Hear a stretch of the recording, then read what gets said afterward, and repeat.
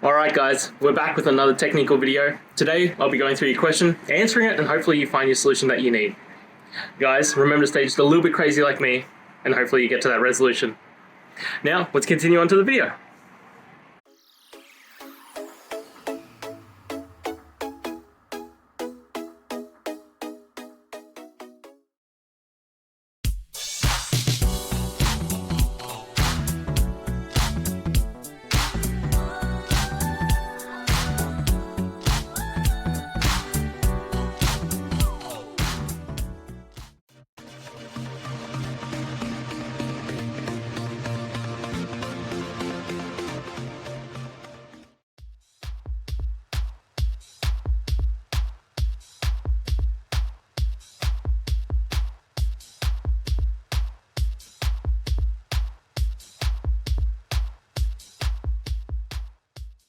And that's it guys. I hope this video has helped find that solution that you're looking for.